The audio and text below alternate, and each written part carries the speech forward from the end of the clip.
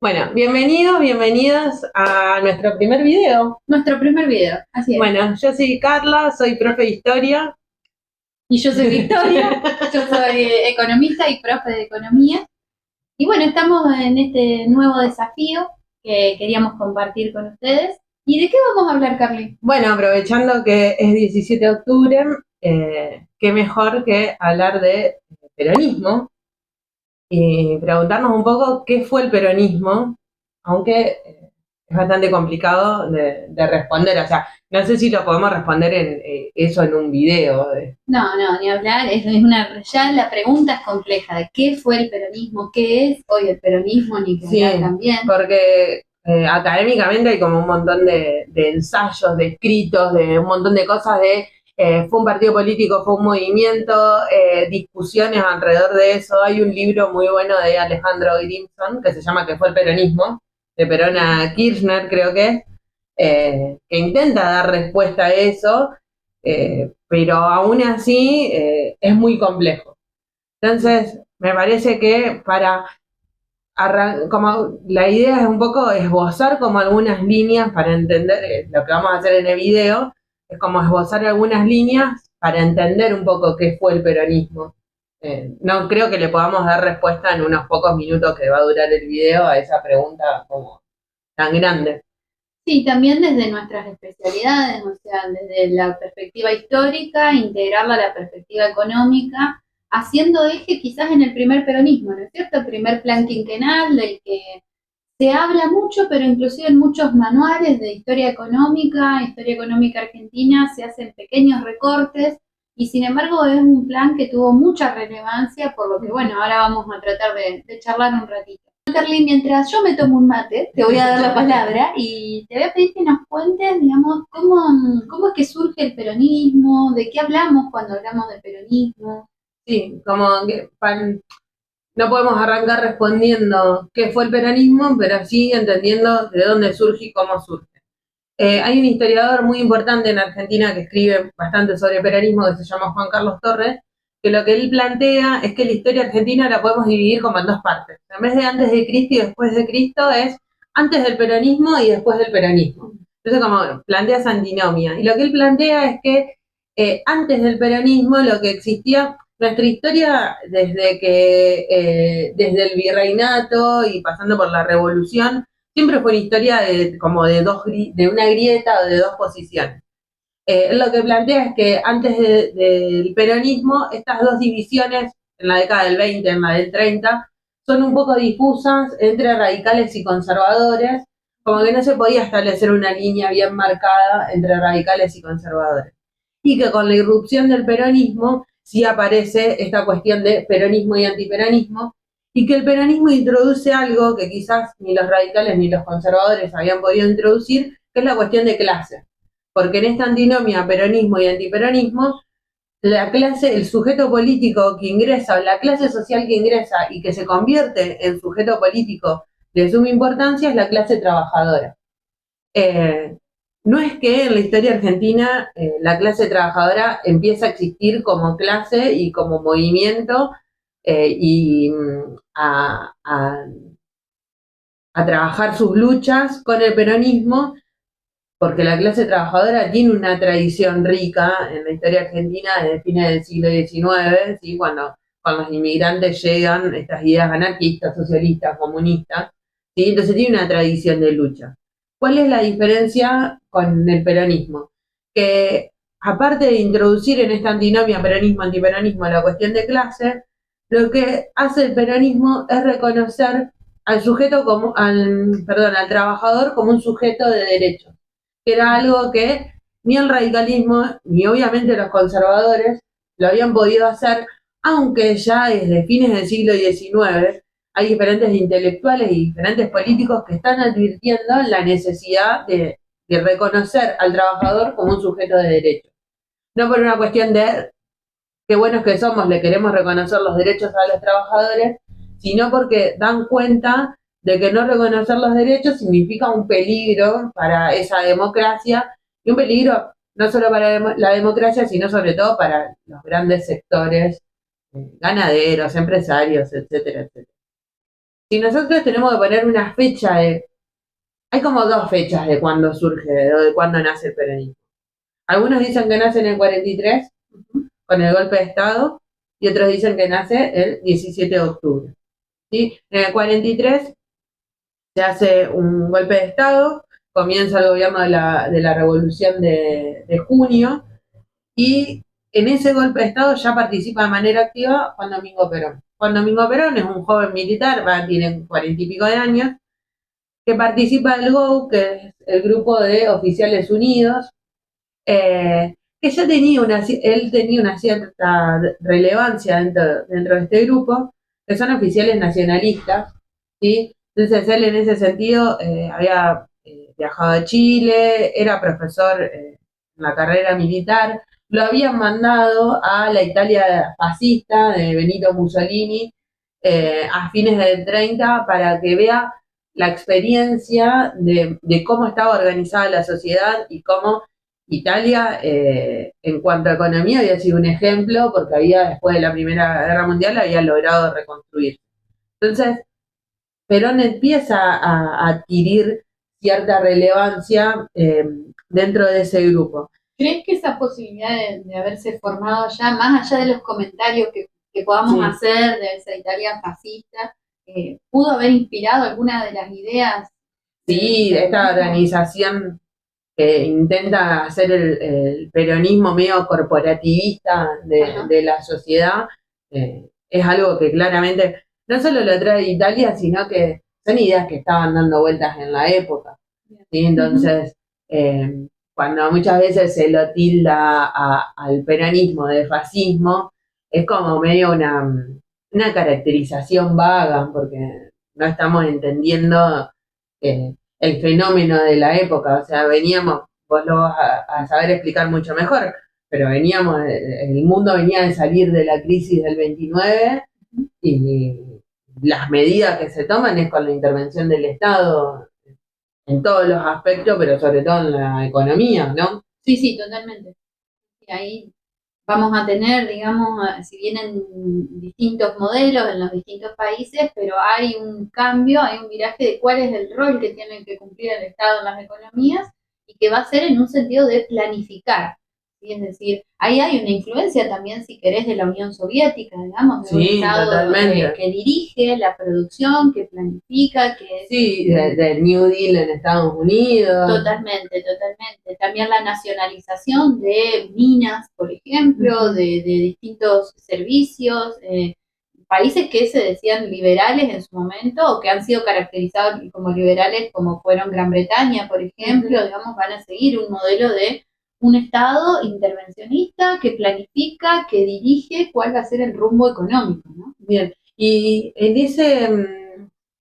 ese gobierno antes del 45, entre el 43 y el 45, ¿ya el Estado empieza a intervenir en la economía o vemos algunas partes sí, algunas partes no? ¿Qué pasa con la economía en ese gobierno? Bueno, tenemos que antes Argentina atraviesa lo que es el modelo agroexportador, digamos, eso no es un dato menor porque hay bastante consenso en la historia económica argentina en dividir por lo menos en tres grandes modelos, ¿no? De decir, bueno, el modelo agroexportador, la ICI, industrialización por sustitución de importaciones, hoy también se habla de industrialización dirigida por el Estado, y un tercer modelo de valorización financiera, etcétera, que sería de los 70 en adelante.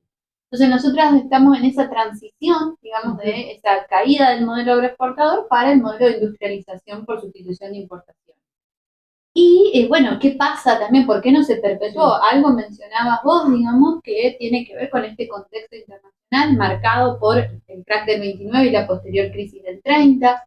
También tenemos la Segunda Guerra Mundial con todo lo que eso implicó y la posterior, si bien esto de el rol del Estado como planificador, el Estado dirigista, el rol de un Estado empresario también es importante, también las consecuencias del plan Marshall, del que Argentina no va a poder lograr sacar provecho de esa situación, de hecho se va a perjudicar. Pero bueno, un poquito antes, en este gobierno de transición hasta la llegada de Perón a la presidencia, tenemos, bueno, que se cierran el comercio internacional internacional, eso lo perjudica a Argentina y empieza a haber tratados bilaterales. Tenemos el ejemplo del pacto Roca-Runciman, entre Argentina y Gran Bretaña, que Gran Bretaña le aseguraba mercado a las exportaciones de carne de Argentina, pero bajo ciertas condiciones, digamos, ¿no? Entonces es un acuerdo bilateral muy fuerte.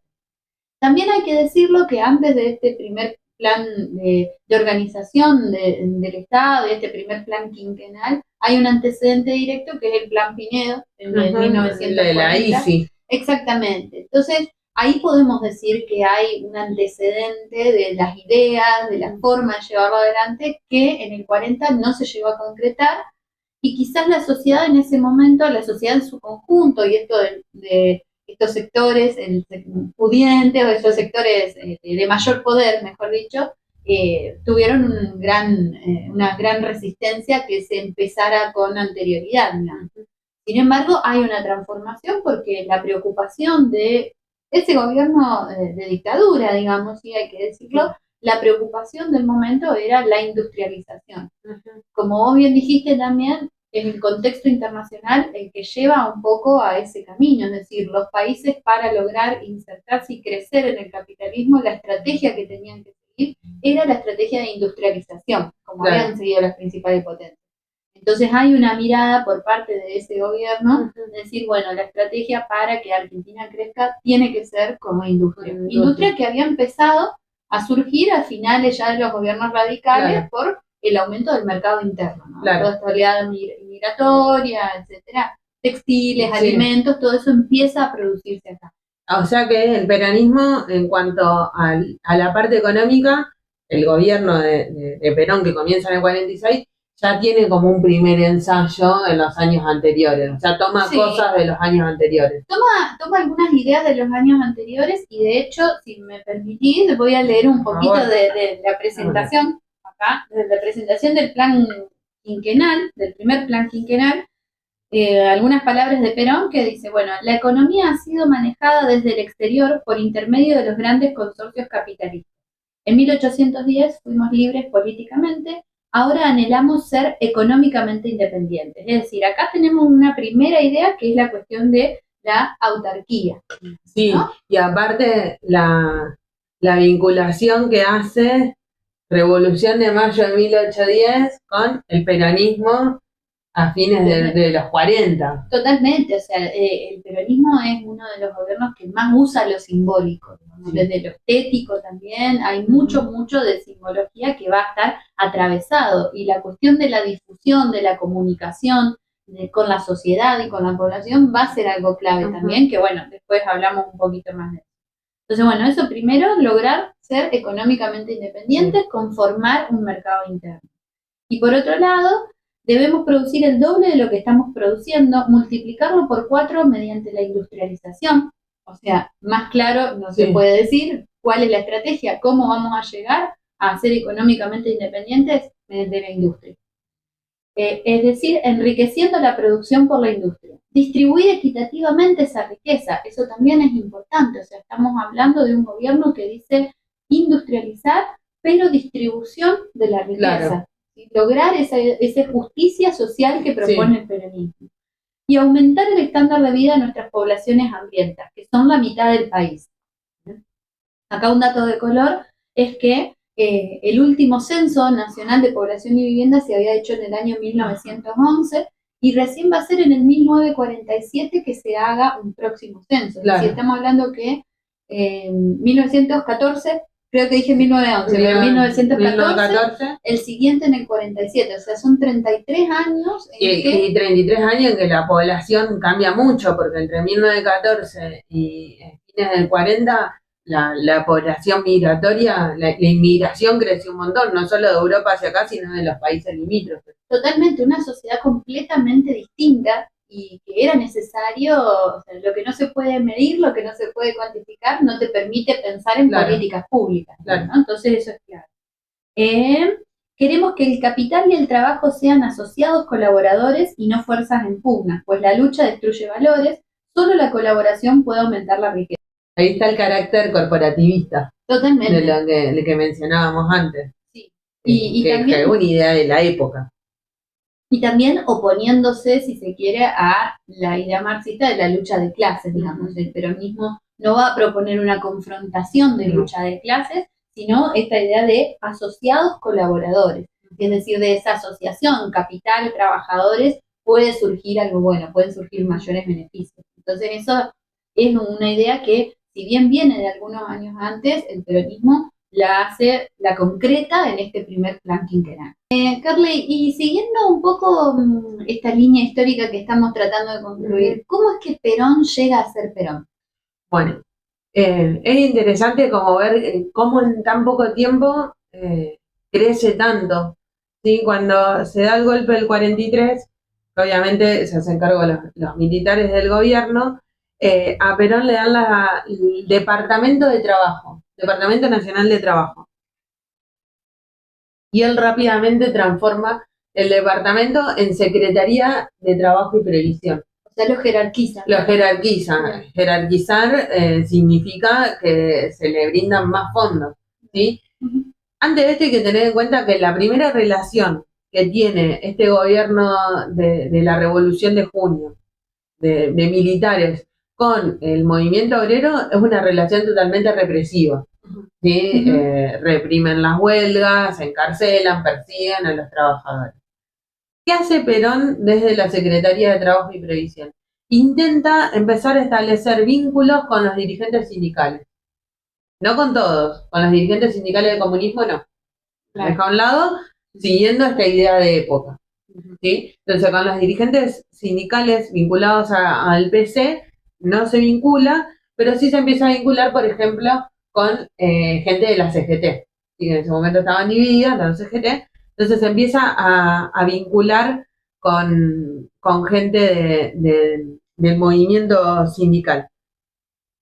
Cuando Perón ya tiene una relación bastante firme, 1944, Ramírez, obligado un poco por el contexto internacional y presionado, pinchado por Estados Unidos, le declara la guerra al eje.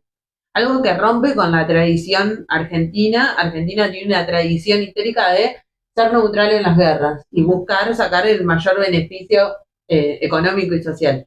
Bueno, presionado Ramírez por Estados Unidos, le declara la guerra al eje, lo cual los sectores como nacionalistas del ejército no se lo perdonan y lo obligan a renunciar. Y termina asumiendo Farrell la presidencia de la nación. Cuando Farrell asume, rápidamente quien ocupa el Ministerio de Guerra es Perón. Pero no solo ocupa el Ministerio de Guerra, sino que rápidamente también le dan la vicepresidencia a la nación. O sea que el tipo para el 44 era secretario de Trabajo y Previsión, ministro de Guerra y vicepresidente de la nación. De repente se transforma en la persona más importante de Argentina. Claro. ¿Sí? Y logra hacer algo que no lo habían podido hacer los otros gobiernos, sobre todo los gobiernos militares, específicamente el de Uriburu, que es que Uriburu había intentado establecer esa constitución corporativista y demás, que fracasa rotundamente y en menos de un año llaman a elecciones, que logra hacer Perón conversar con diferentes sectores. Entonces, convierte al movimiento obrero en su principal aliado, pero también está del lado de los sectores militares nacionalistas, ¿sí? Y le brinda al gobierno un programa económico y social. Entonces eso hace que, listo, ya está, se asegura... es el que la vio. Digamos. Es el que la vio. Es el que la vio, ¿sí? Los otros gobiernos, ni el radicalismo, saben que el radicalismo gobierna en el 20, que es otro contexto completamente diferente. Pero ni el radicalismo en su momento, ni los conservadores habían encontrado como la salida, como que medio se habían empantanado, y es Perón el que ve por dónde hay que ir. Entonces, sobre todo, ¿qué le da a los militares? Gobernabilidad. Claro. Fundamental. ¿Sí? ¿Qué les da a los obreros? Reconocimiento. El movimiento obrero venía luchando desde fines del siglo XIX por lograr el reconocimiento de derechos. Eran muy pocos los derechos que se habían reconocido, y Perón logra, ocupando estos 3 cargos de gobierno, primero la firma de convenios colectivos de trabajo. O sea que, ¿qué significa esto importante? Que logra sentar en una misma mesa a los dirigentes sindicales y a los empresarios. Y cuando logra firmar ese convenio colectivo de trabajo, obliga de alguna manera a las patronales a pagar determinados salarios. No pueden salir de eso. ¿Sí? Después se empiezan a reconocer legalmente a los dirigentes sindicales, o sea, los dirigentes sindicales harán con un carnecito que dice a qué sindicato pertenecen, y eso le da pase libre para entrar a la fábrica. Claro. O sea, pueden entrar a la fábrica, pueden ver en qué condiciones están los trabajadores, pueden ver cómo se comportan los patrones. Entonces, reconoce la lucha sindical, ¿sí? Y después se establecen tribunales de trabajo, ¿sí? ¿Qué hacen estos tribunales de trabajo principalmente? Controlan las condiciones de trabajo en las que están estos trabajadores, que se cumplan las jornadas de trabajo y demás. Y algo muy importante que hace es el Estatuto del Peón. Hasta el momento ningún gobierno había reconocido a los trabajadores rurales como trabajadores. Y el Estatuto del Peón lo que hace es, en una Argentina que es mayormente agroexportadora, como vos mencionabas recién, si bien está comenzando a industrializarse, el campo siempre va a ser la base, Sí. Reconoce a los trabajadores rurales como trabajadores, ¿sí? Y eso obviamente le cuesta una gran oposición, sobre todo los sectores ligados, por ejemplo, a la sociedad rural. Claro. ¿Sí? Y bueno, y después otras cuestiones que sobre todo que las vamos a ver bien vinculadas con el 17 de octubre, que son vacaciones pagas, aguinaldos, reconocimiento de la jubilación, ¿sí? Todos derechos que nosotros hoy en día normalizamos o aspiramos, lamentablemente, porque no todos contamos con esos derechos, ¿sí? Pero que en ese momento no estaba en la agenda de nadie, ¿sí? Y es Perón quien otorga esos derechos a los trabajadores. Carly, y Sí. en concreto, ¿qué pasó el 17 de octubre? ¿Por qué se conmemora? ¿Por qué es una fecha tan significativa para el peronismo? Y también quisiera preguntarte si Eva Perón jugó algún rol en este 17 de octubre. Bien, bueno, primero que el 17 de octubre se pueden hablar 1000 cosas, hay cantidad de cosas escritas, no solo desde lo académico, sino también hay mucha literatura hablando bien del 17 de octubre, mal del 17 de octubre. Hay mucho mito sobre, no sé, sobre la cantidad de gente que participó, desde dónde fueron, quiénes estaban, hasta qué hora estuvieron, cómo reaccionaron con la salida de Perón al balcón de Casa Rosada. Bueno, mil cosas. Muchos plantean que el nacimiento del peronismo es el 17 de octubre, ¿sí? Yo creo que lo que nace el 17 de octubre es el movimiento peronista. ¿Sí? Me gusta esa diferenciación. Ajá. Pero que el peronismo, si lo queremos analizar como gobierno, me parece que tenemos que arrancar antes con todo esto que nosotros veníamos diciendo, con las medidas económicas que vos mencionabas que se empiezan a tomar desde el 43. O sea, porque como vos bien lo decías, el plan quinquenal, que es la columna vertebral del primer gobierno de Perón, no lo podemos entender si no entendemos las medidas económicas que se tomaron entre el 43 y el 45. Entonces, me parece que el peronismo como gobierno lo podemos ubicar medio como antes del 17 de octubre, pero el movimiento peronista, que está más ligado a esta cuestión espiritual, a esta cuestión de mito, sí tiene nacimiento el 17 de octubre. El 17 de octubre se produce básicamente porque, como veníamos diciendo antes, Perón se convierte en el hombre más importante del gobierno, y esto empieza a generar diferentes conflictos. Por un lado, una oposición compuesta por una clase media, media alta, una clase media culta, ¿sí? Que no le gusta nada la figura de Perón, que asocian la figura del Perón con el fascismo, ¿sí? Y que es es una clase media que está simpatizante más bien con el otro bando, con los aliados, ¿sí? Una clase media que se opone completamente a la declaración de guerra a los países del eje, que si bien no era una declaración de guerra que involucraba el envío de tropas, sino era una cuestión más bien formal, se oponen, ¿sí? Entonces, eso por un lado, una clase media que se empieza a oponer, no solamente por esto, sino también por el reconocimiento de derechos a los trabajadores, ¿sí? Los empresarios no están muy contentos, la gente de la sociedad rural no está muy contenta, entonces esto empieza a generar un descontento alrededor de la figura de Perón. Pero al interior del gobierno y de los sectores del ejército también empiezan a mirar con recelo a Perón. Básicamente por dos cosas. La primera porque no les gusta mucho esta cuestión del crecimiento de la figura de Perón. Es como que ya no se habla de la cuestión militar, sino que se habla de Perón. Y esto no les gusta nada. Eso por un lado.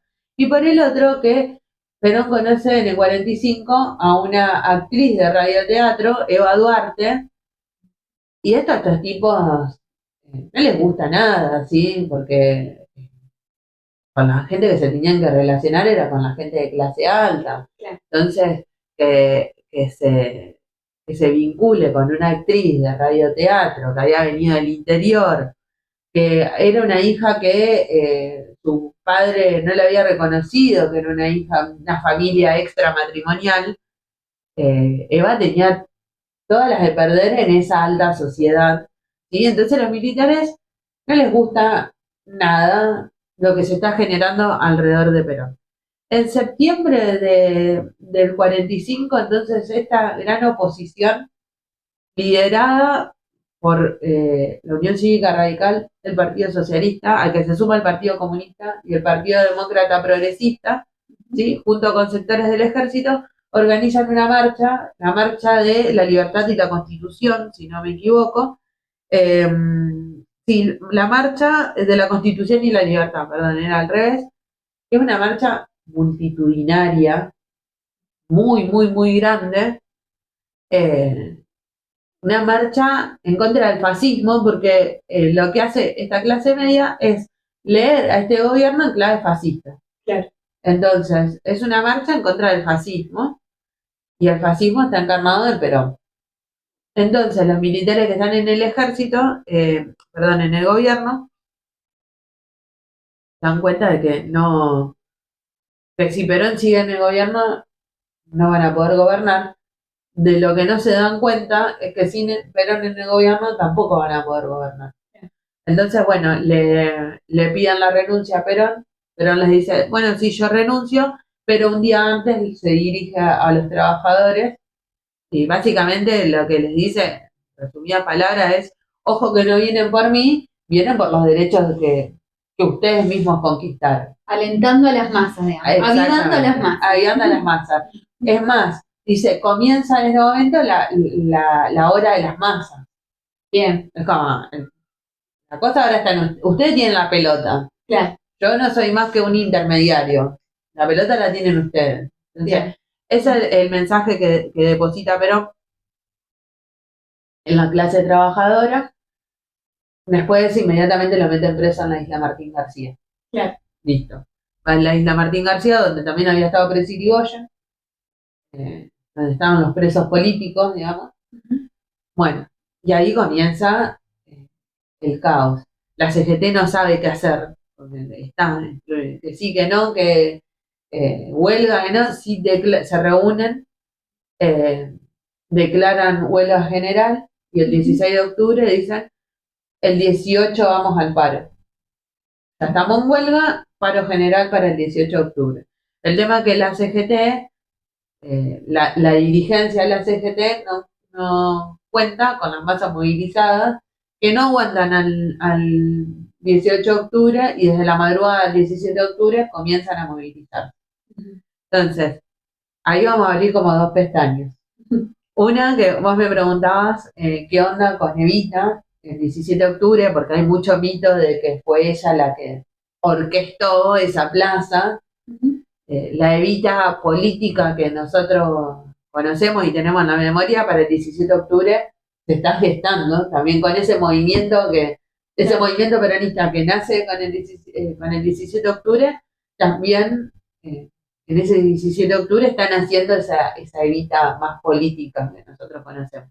Entonces, por un lado eso, y después la otra pestaña que vamos a abrir es qué pasa con los trabajadores.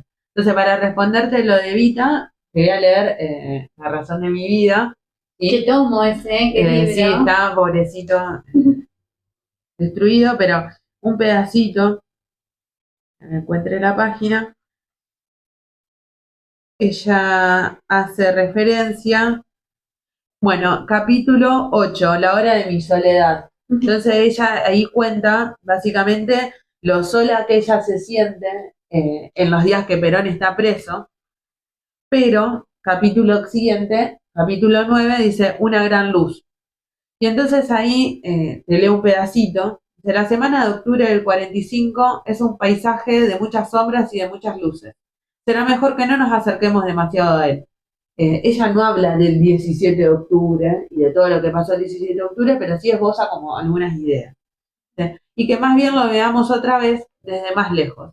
Esto no me impide, sin embargo, decir con absoluta franqueza y como un anticipo de cuando alguna vez he de escribir en detalle, que la luz vino únicamente desde el pueblo.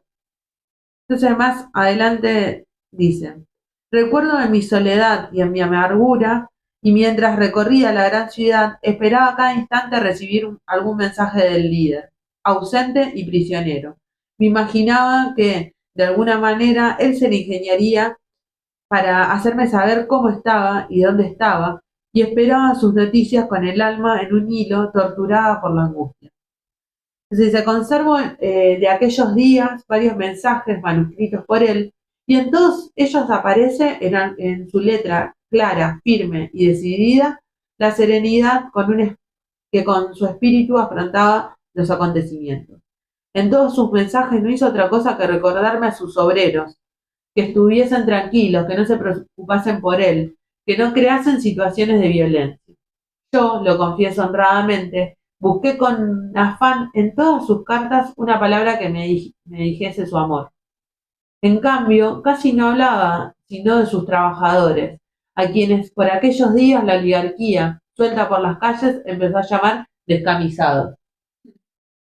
Su rara insistencia me iluminó. Aquel encargarme de sus trabajadores era su palabra de amor, su más sentida palabra de amor.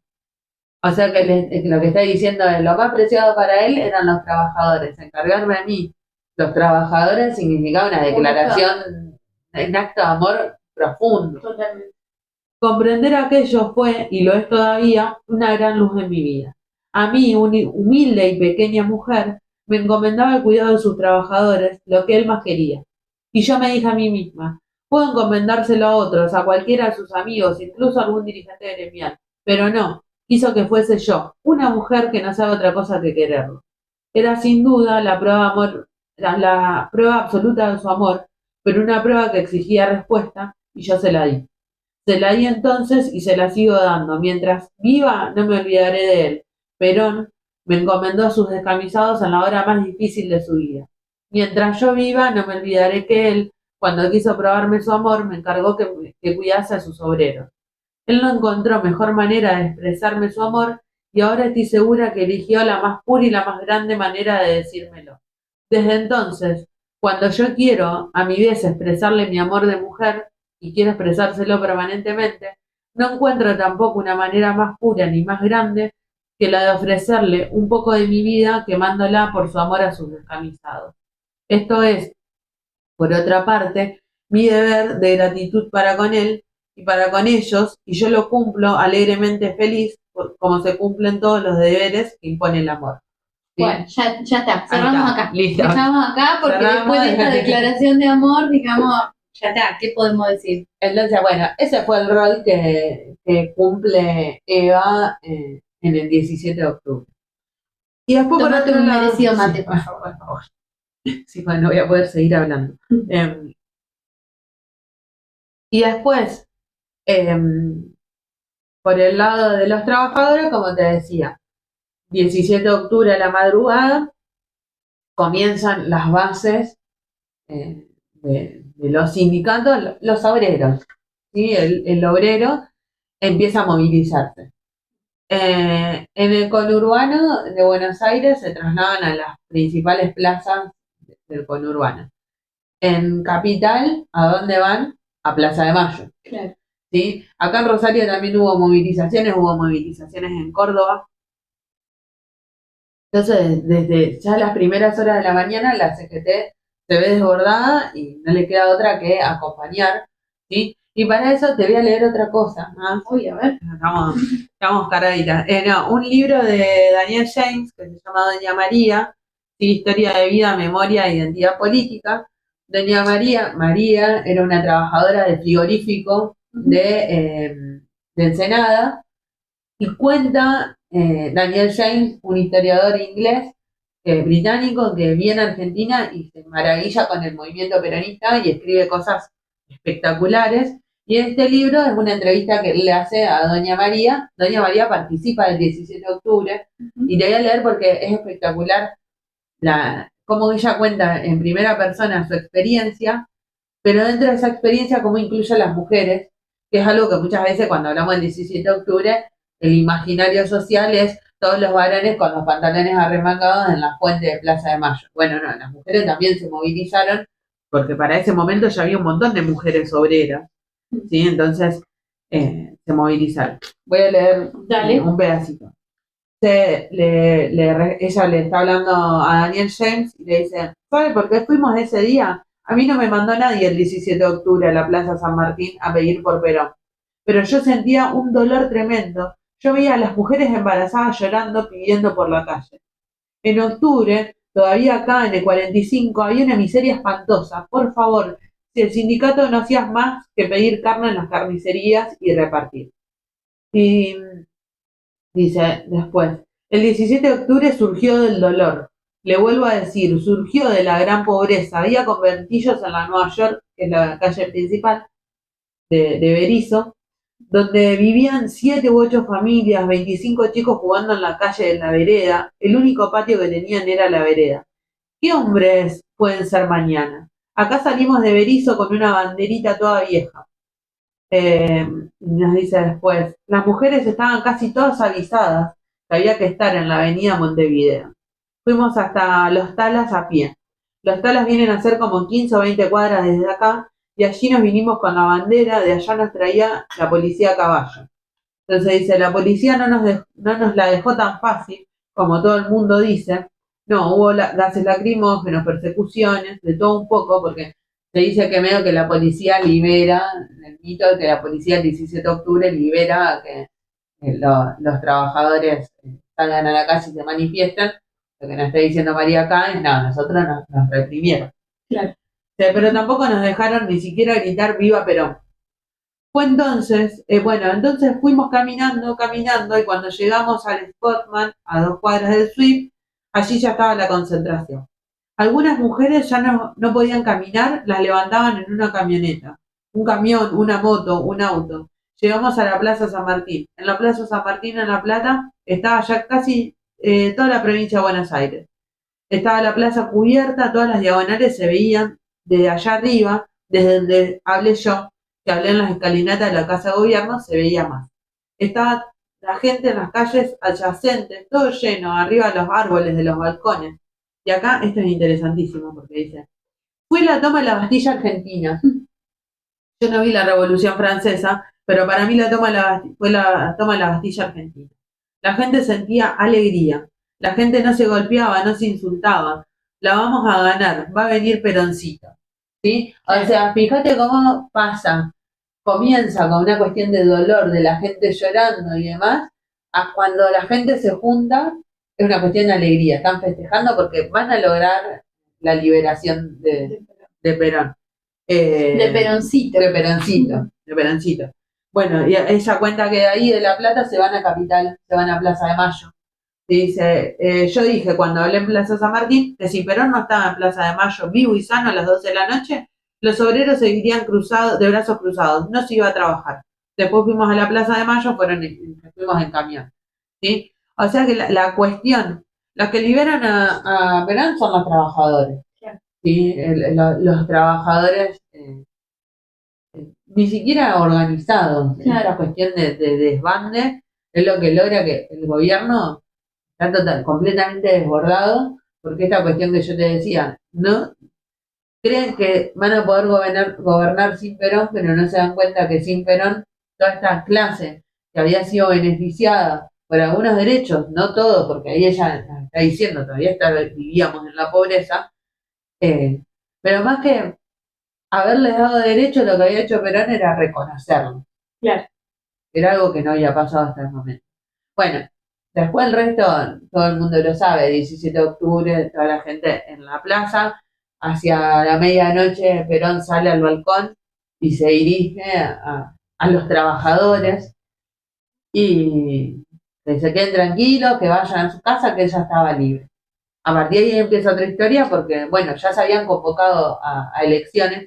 Algo que yo no mencioné antes es que dentro de estos factores de la oposición, otro factor importante es que cuando ya se habían convocado a elecciones para el 46, Perón empieza a sondear a ver qué se puede hacer. Entonces, bueno, eso también molesta a los militares y a la oposición. Bueno, finalmente las elecciones se hacen en febrero del 46, los resultados llegan a mediados de marzo recién, porque no era inmediato. Por un lado el Partido Laborista, que está conformado por algunos radicales que se van del radicalismo, por algunos conservadores que no apoyan al conservadurismo tradicional, por la Iglesia, fundamental el apoyo de la Iglesia, como también fue fundamental más adelante cuando la Iglesia le retira el apoyo, y los sindicatos, ¿sí? Y el Partido Laborista presenta la fórmula Perón-Quijano, que Quijano era radical. Por el otro lado, la Unión Democrática, que como había dicho antes, la Unión Cívica Radical, el Partido Socialista, el Partido Comunista, el Partido Demócrata Progresista, los conservadores, presentan la fórmula Tamborín y Mosca.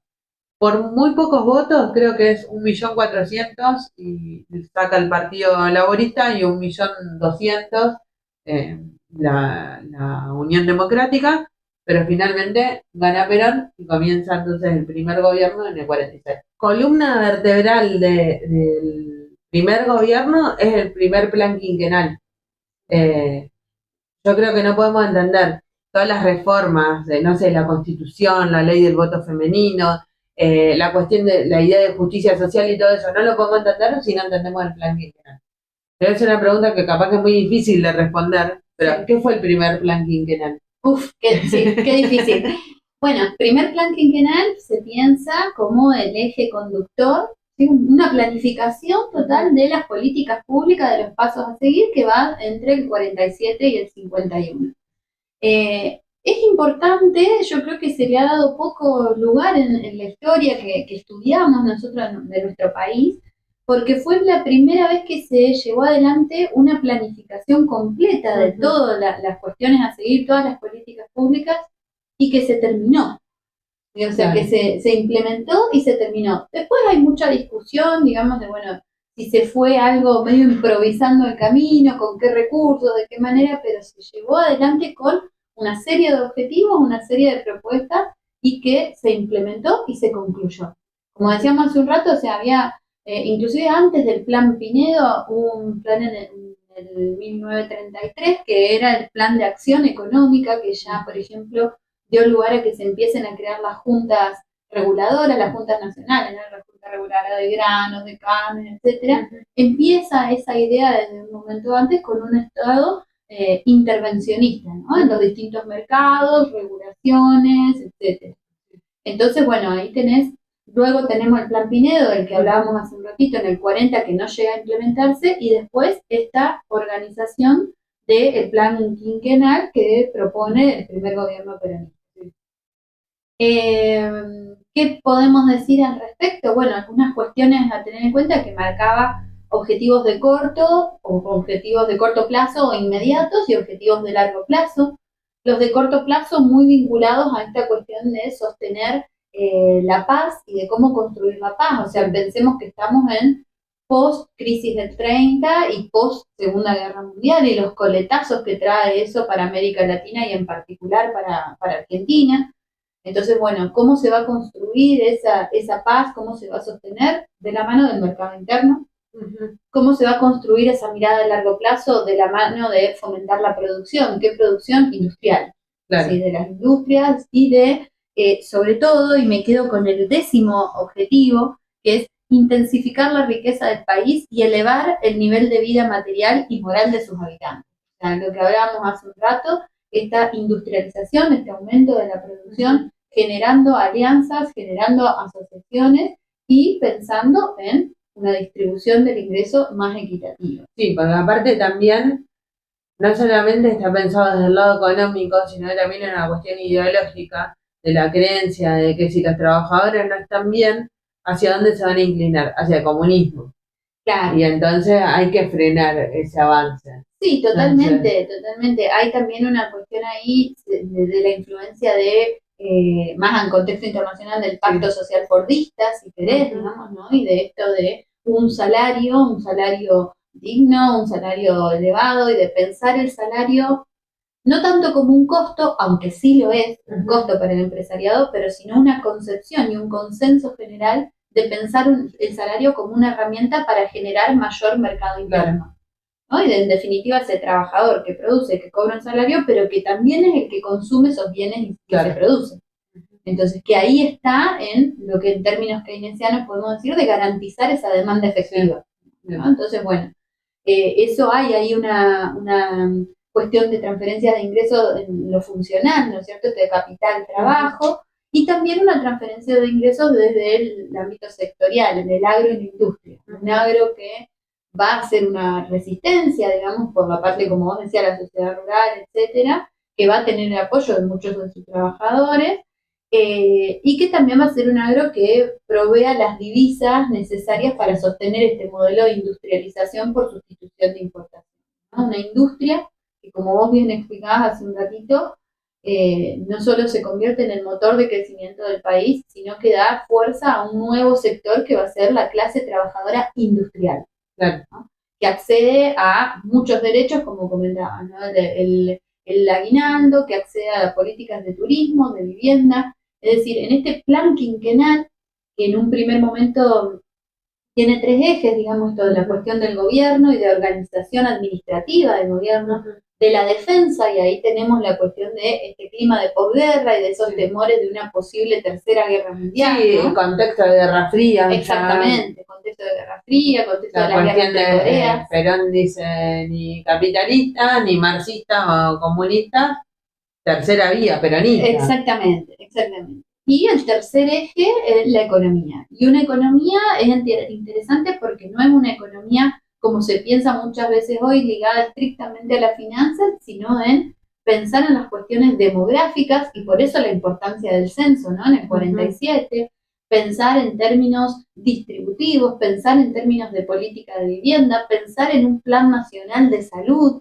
un plan quinquenal que te marca en un montón de aristas hacia dónde tenía que ir ese Estado. ¿Qué más?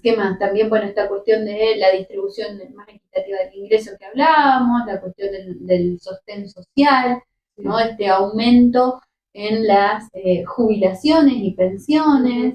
Y en cuanto a lo que es política monetaria, también es importante porque, y en esto de reforzando la industria como motor del crecimiento, esto de pensar en una banca especializada, claro, ¿no? En la banca industrial que generaba créditos blandos para justamente que se logre desarrollar la industria, de la mano también, hay que decirlo, de las pequeñas y medianas empresas de capitales nacionales.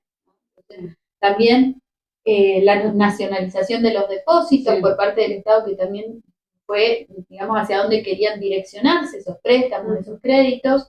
Hay que decirlo que previo al plan quinquenal, otra de las instituciones, además de las juntas nacionales, las juntas reguladoras que se crearon, se creó el Banco Central en el 1935, claro. Entonces esto también fue un cambio importante en la organización monetaria del país, de política monetaria del país. Entonces, bueno, ese plan quinquenal que viene con todas estas cuestiones, que también hay una política de educación. Nosotras somos profe, entonces hay que mencionarlo, digamos, no es menor el hecho de pensar no solo la cuestión de educación primaria y secundaria, sino también en el nivel superior, en el nivel superior, la universitaria, creando dos cuestiones. Por un lado, creando la universidad obrera, lo que hoy conocemos como la UTN, pero por otro lado, garantizando la gratuidad de la universidad. ¿Cierto? Esto que permitió que el pueblo efectivamente, ese hijo de obrero, ¿no es Eso cierto?, te iba a decir, acceda a la educación. Los estudios que analizan la cuestión educativa durante el peronismo remarcan que la matrícula, sobre todo sorprendentemente en secundaria, crece muchísimo. ¿Por qué? Porque ya el hijo obrero no tiene que salir a trabajar, sino que puede estudiar. Exactamente. Y dentro de esa matrícula que crece mucho la de mujeres. Muchas mujeres empiezan a asistir a la escuela secundaria, ¿sí? Entonces, crece muchísimo la matrícula, y que crezca la matrícula de secundaria significa que está la posibilidad de que crezca la de la universidad también, aunque el peronismo tiene una relación ahí bastante compleja con el mundo universitario. Sí. Crece también la matrícula de la universidad. Y acá mencionaste algo clave que no nos podemos olvidar en este primer video, en este primer encuentro, que es el rol de las mujeres en el peronismo, ¿no? Algo ya hablaste de la figura de Eva, pero el movimiento o el rol de las mujeres trasciende inclusive a solo Eva, digamos, ¿sí? Sí. Porque, bueno, también empieza a participar las mujeres del movimiento político, de la política en general, también de la mano de Eva. Viene la cuestión del voto femenino, digamos que eso no va a ser menor, pero también hay un discurso, por eso al principio decíamos lo de lo simbólico, lo de la Secretaría de Difusión y de Comunicación, de dirigirse a las mujeres sabiendo el rol que jugamos en esto de la administración del hogar, ¿sí? Que podemos discutirlo hoy, esto desde la economía feminista, para otra cuestión, pero desde un Perón hablándole a las unidades básicas en las mujeres. Del Partido Peronista Femenino es algo de lo que poco se ha hablado también, y hay un rol importante en esto de este ahorro de la sociedad, de cuando el plan quinquenal, ¿no? Empieza a tener mostrar su techo si se quiere, porque bueno, empieza a haber problemas con el agro, hay sequía de por medio, entonces hay que flexibilizar algunas cuestiones, subsidiar algo de la producción del agro también. Perón se dirige hacia el pueblo y dice, che, esto es 50% por parte del Estado, pero el otro 50% es un 25%, sindicatos, movimientos, y otro 25% es la responsabilidad de las economías domésticas. Y a las economías domésticas le hablan las mujeres. Sí. De hecho, en La razón de mi vida, el mensaje cuando va dirigido a las mujeres no es tanto a las obreras, sino a las amas de casa. Exactamente. O sea, lo que se resalta es el rol cuidador de las mujeres. Totalmente. El rol cuidador de la economía del hogar. No, si se quiere, del trabajo de cuidado, como hablaríamos hoy en día, pero sí en esto de la administración del hogar, de, no sé, desde consumir alimentos de estación, desde no usar esto de los rastacueros, ¿no? De no querer aparentar más de lo que se es, y tampoco dejarse pasar por encima por aquellos que se quieren abusar. O sea, apela a la sociedad civil en esto de se va a normalizar la cuestión cuando todos pongamos de nuestra parte. Y de hecho lo logra.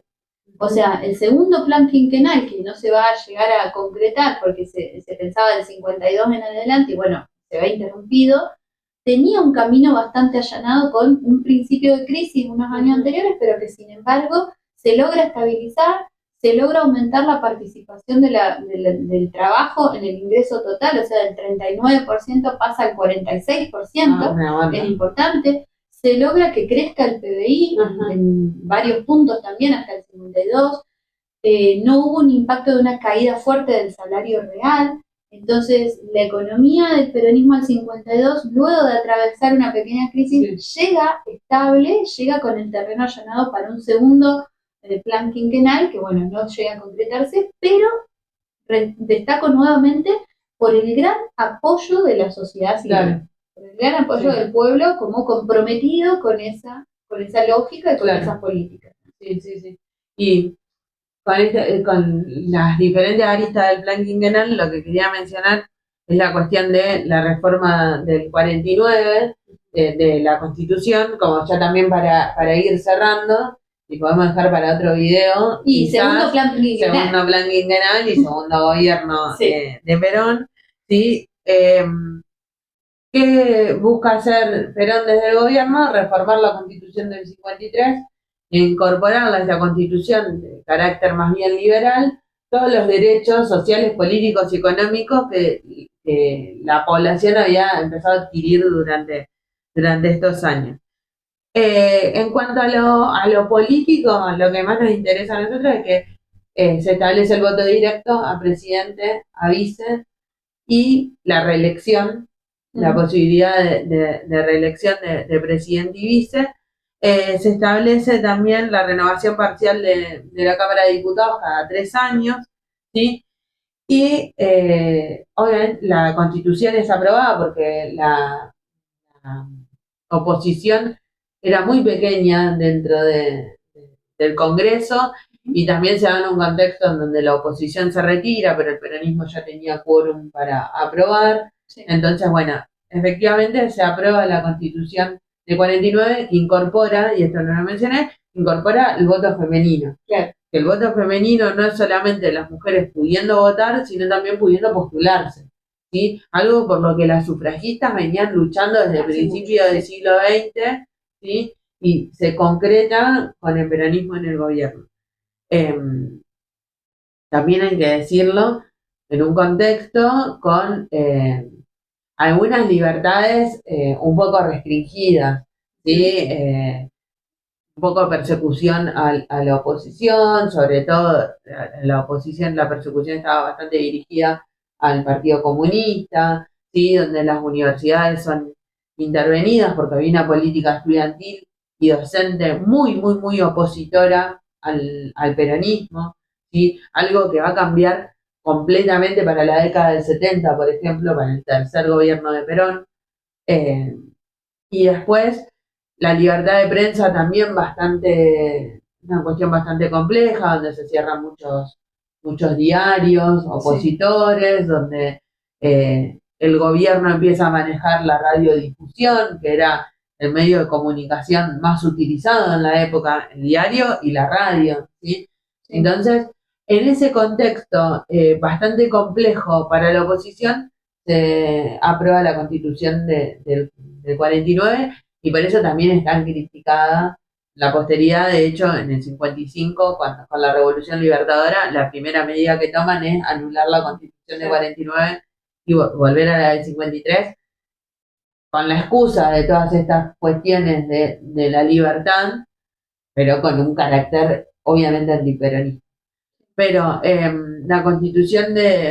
la reforma de la Constitución del 49 entonces permite la reelección. Eso hace que en el 51 Perón se vuelva a postular, otra vez la fórmula Perón-Quijano, y yo decía que en el 46 había ganado por muy poquitos votos, ahora arrasa, es una victoria aplastante, y entonces ahí tendríamos que hacer el corte del primer gobierno. Sí, y arrasa por el voto femenino también, sí. ¿No? Por el rol de las mujeres en estas unidades básicas del Partido Peronista Femenino, eso hay que decirlo también, ¿no? Sí. Cómo llegó a las casas, el espacio que queda de lo doméstico, de lo privado, también llega ahí. Sí. Bueno, ¿dejamos acá? Dejamos acá. No sé si respondimos la pregunta de qué fue el peronismo, como decíamos, es muy compleja, pero sí un poco intentar dar cuenta de qué características tuvo el primer gobierno peronista, cómo llegó Perón al gobierno y demás. Sí, así que bueno, se vendrán próximos videos. Esperemos que sí, y todas esas cositas, suscríbanse, denle like, todas esas cosas de YouTube. Todas esas cosas de YouTube. Bueno, adiós. Chau.